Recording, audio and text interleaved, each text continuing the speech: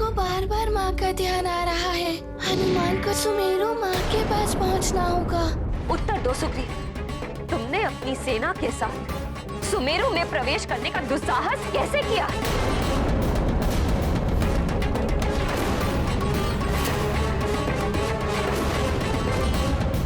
विवश हूँ मैं माता अंजना। विवश हो? मित्र राज्य पर आक्रमण करने की विवशता मेरी समझ से परे है। मुझे ज्ञात है सुग्रीव विवश क्यों है।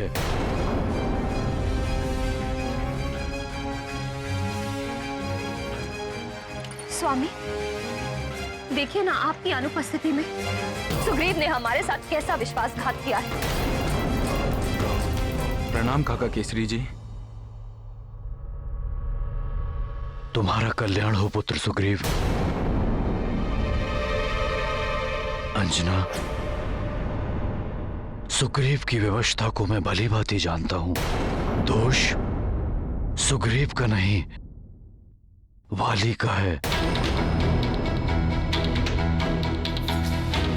वाली पथभ्रष्ट हो गया है, भटक गया है अपने मार्ग से। उसने स्वयं को किष्किंधा का महाराज घोषित कर दिया, मित्र ऋक्षराज को बंदी बना लिया। अब राजा मैं हूं, मेरे आदेश का पालन करो। बंदी बना लो इन्हें, बंदी बना लो इन्हें, बंदी बना लो इन्हें। उसी ने भेजी है ये सेना सुग्रीव के साथ। जाओ और सुमेरु को अपने अधीन कर लो, और यदि काका केसरी तुम्हें रोके तो उन्हें भी समाप्त कर दो। काका केसरी जी, जब से वाली भैया की मित्रता रावण से हुई है, तब से उन्होंने सारी मर्यादाओं को भुला दिया है। सर्वप्रथम आप उस वानर बालक के समान शक्तियां प्राप्त करें युवराज पानी। मेरी मित्रता स्वीकार कर लीजिए युवराज। हम दोनों मिलकर उस वानर बालक को परास्त कर सकते हैं। अब आपके समस्त स्वप्न पूर्ण होंगे महाराज बाली। महानता के शीर्ष पर आपको पहुंचाएगा आपका मित्र रावण।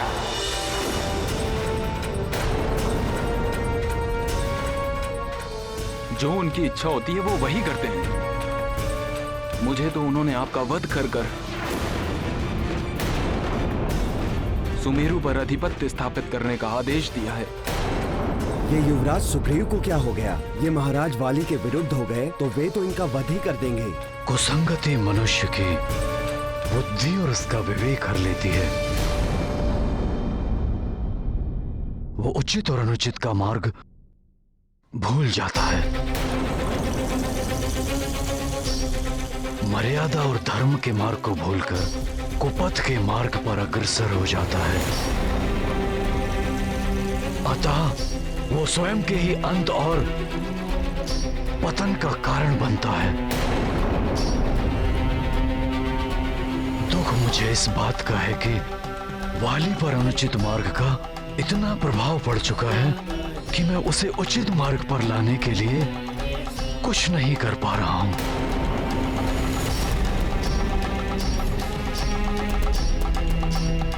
काका केसरी, तब पूर्ण करने के पश्चात वाली भैया अत्यंत ही शक्तिशाली हो गए हैं। उनका विरोध करना असंभव है, इसीलिए मैं भी उनका आदेश पालन करने के लिए बाध्य हूं। सावधान!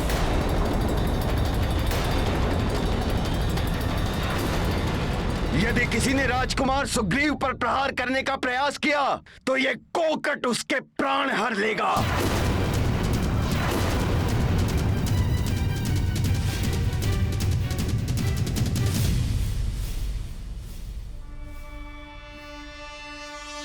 हनुमान,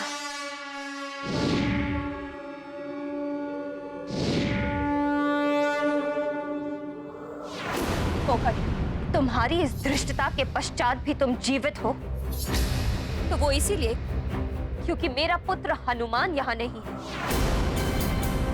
अन्यथा वो अपने पिता और सुमेरु के महाराज केसरी जी के अपमान करने का तुम्हें कठोर दंड देता। महाराज बाली की शक्ति के आगे आपके पुत्र का बल कुछ भी नहीं है महारानी। महानतम महाराज बाली सर्वशक्तिमान हैं। अब उन्हें आपका पुत्र हनुमान भी परास्त नहीं कर सकता।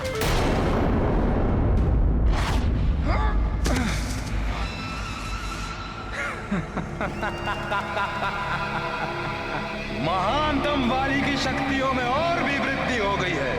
यद्यपि वाली महानतम उड़ नहीं सकता, किंतु ऋषि कुंभज की सहायता से महानतम वाली अब पहले से अधिक स्फूर्ति के साथ एक स्थान से दूसरे स्थान तक वहां अवश्य ही पहुंच सकता है। मरकट हनुमान, वाली की प्रतीक्षा कर। वाली को तुझसे द्वंद्व युद्ध करके तुझे पराजित करने से कोई नहीं रोक सकता।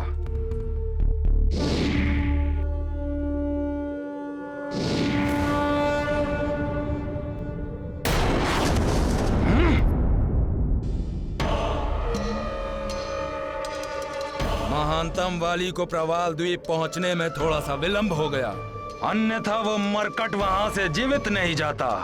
निसंदेह वो त्रिशिरा का वध करके सुमेरु ही गया होगा।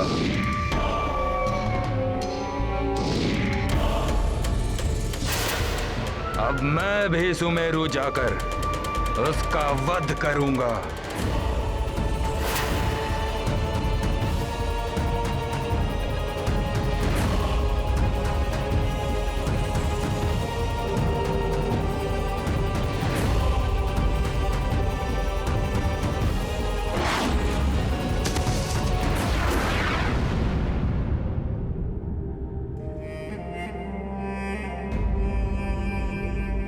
इतने समय पश्चात मैं अपने पिताश्री के स्नेह और माँ की दुलार से वंचित रहा था, किंतु आज उनके इस सुखमय दर्शन के लिए कितना अधीर हो रहा हूँ मैं शीघ्र आ रहा हूँ माँ और पिताश्री आपसे मिलने।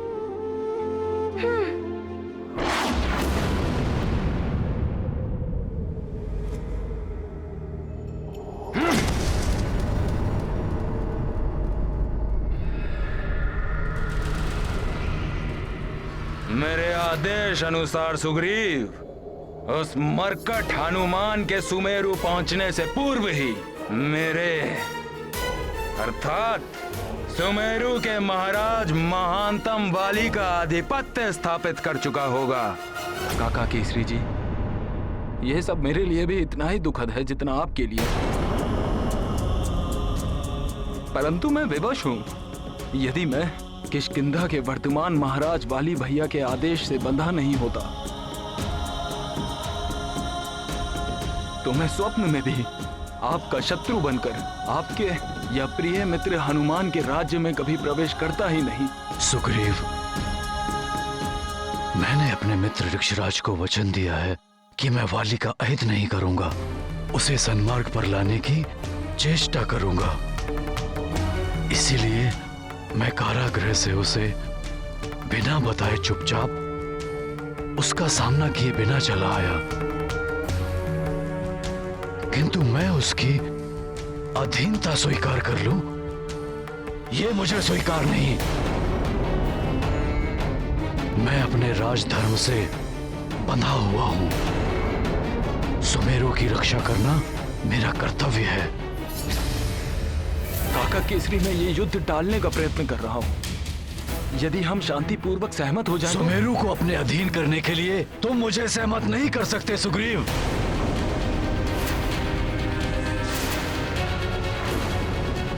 मैंने तुम्हें अपने पुत्र हनुमान के समान माना है, परंतु सुमेरु की सुरक्षा मेरा धर्म है। मैं सुमेरु की स्वतंत्रता नष्ट होने नहीं दे सकता। यदि तुम उसके लिए बाध्य हो तो अपना धर्म निभाओ, युद्ध करो मुझसे, रणभूमि में पराजित करो मुझे। महाराज केसरी जी,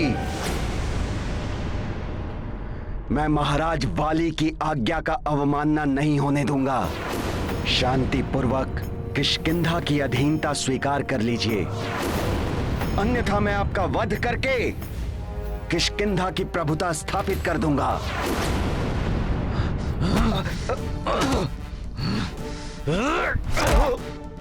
मेरी राज्यसभा के नियमों का उल्लंघन करने का अधिकार किसी को नहीं है कोकट। मैं तुम्हारे शत्रु व दुर्दृष्ट व्यवहार के लिए तुम्हें मृत्यु दंड दे सकता हूं। तुम इस समय पुत्र सुग्रीव और मेरे मित्र ऋक्षराज के प्रतिनिधि हो।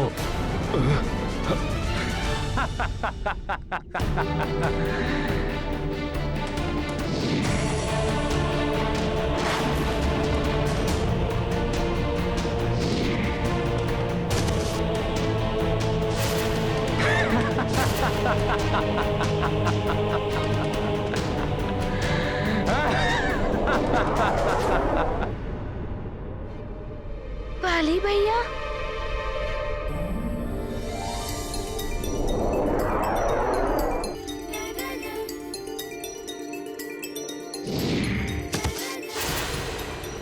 कितना सुखद आश्चर्य है। वाली भैया, लगता है उनकी तपस्या पूर्ण हो गई है। वाली भैया,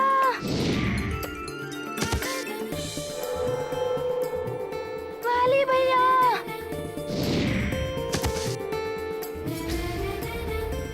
वाली भैया, वाली भैया।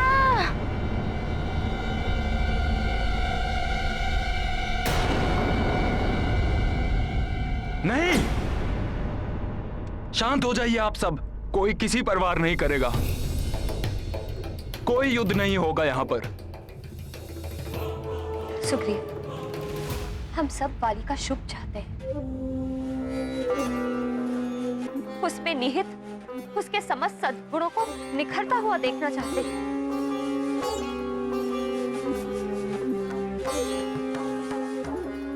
कुसंगति से प्रभावित होकर वो अधर्म के मार्ग पर चल पड़ा। हमारा कर्तव्य है कि हम उसे पाप करने से रोकें, किंतु आप सभी इसके विपरीत उसकी आज्ञा मानकर उसके पाप का भागी बनकर यहाँ चले आए।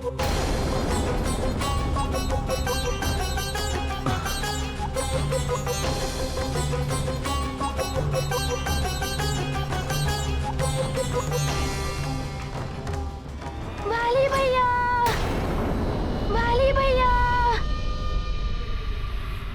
यहाँ तो कोई भी दिखाई नहीं दे रहा है। मुझे ऐसा क्यों प्रतीत हो रहा है कि जैसे वो मायावी मरकट मुझे पुकार रहा हो। मैं अभी आता हूँ आपके पास।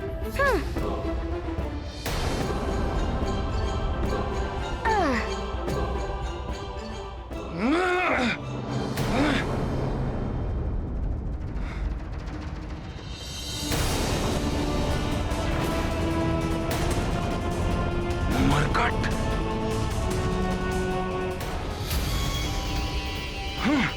इस मरकट से अधिक घृणा मुझे और किसी से नहीं।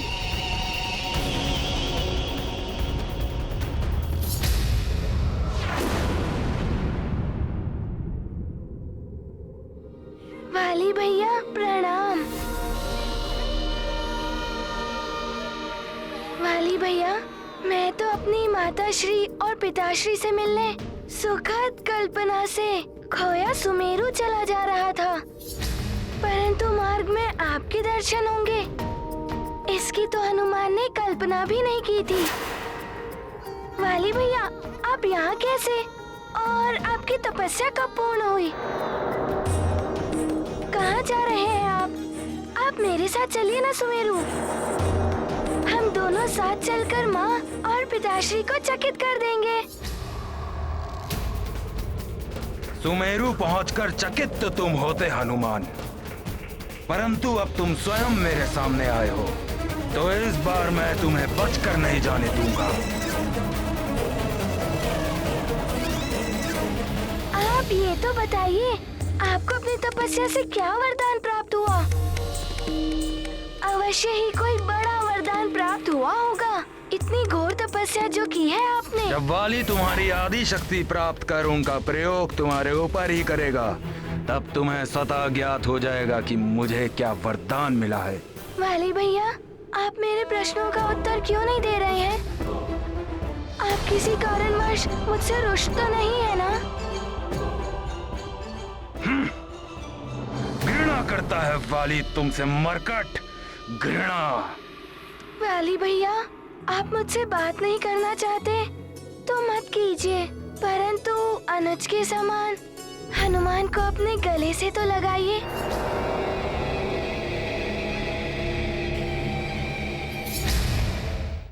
वाली भैया, आप मुझसे बात नहीं करना चाहते तो मत कीजिए, परंतु अनुज के समान हनुमान को अपने गले से तो लगाइए।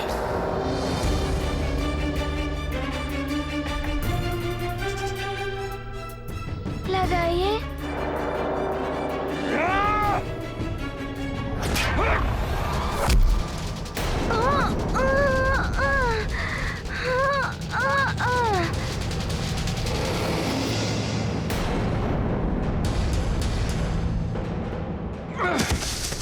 वाली भैया, वो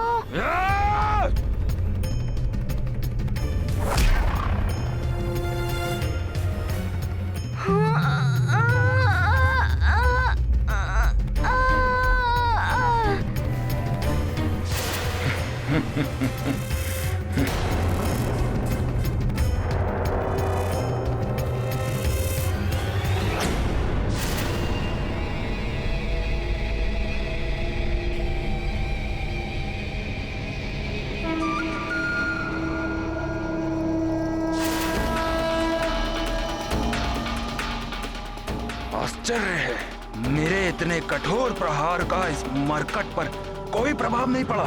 वाली भैया, हनुमान से कोई अपराध हुआ है क्या जो आप उसे दंड दे रहे हैं? यदि अपराध भी हुआ हो तो उसे अनुज की भूल मानकर हनुमान को क्षमा कर दीजिए ना। तुम्हारे अपराध का दंड मृत्यु है मरकट। ओहो, मैं अब समझा। आप मेरी परीक्षा ले रहे हैं कि आपकी अनुपस्थिति में मैंने कितनी शक्तियाँ अर्जित की हैं, है ना वाली भैया? वाली भैया नहीं, महानतम महाराज वाली कहो।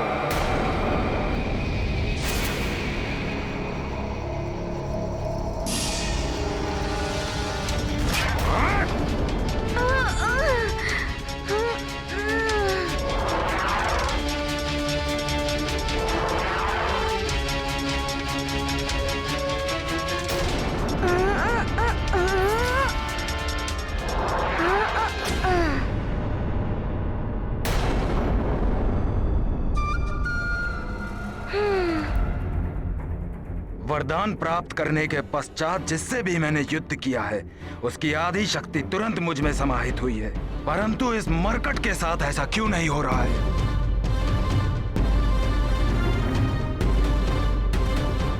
मुझे और वार करने की आवश्यकता है। मैं पुनः प्रयत्न करता हूं।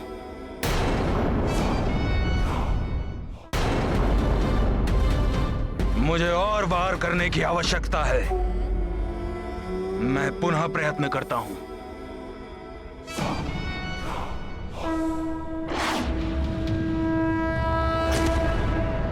वाली भैया, आप वहाँ कहाँ जा रहे हैं? मुझे ढूंढने? किंतु मैं तो आपके पीछे खड़ा हूँ।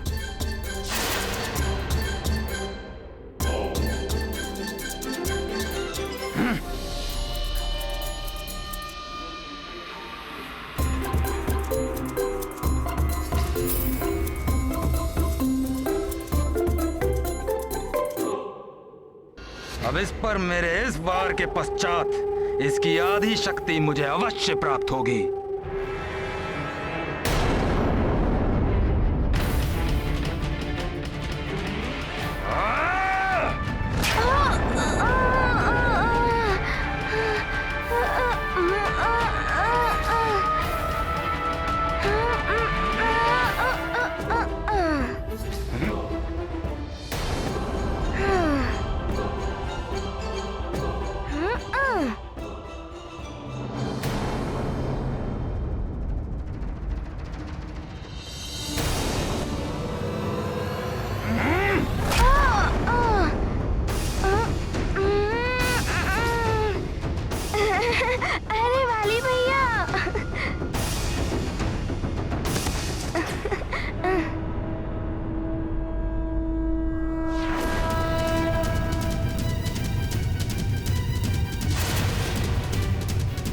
भैया और कितनी परीक्षा लेंगे मेरी?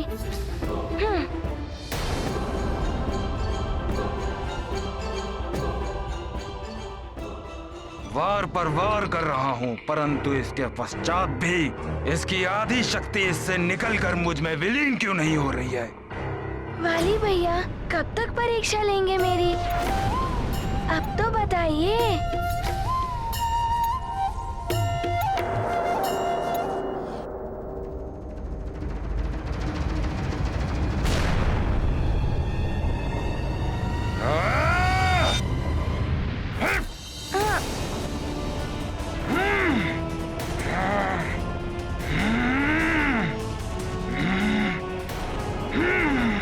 वाली भैया अब तो आपको ज्ञात हो गया है ना कि मेरी शक्तियों में कितनी वृद्धि हुई है।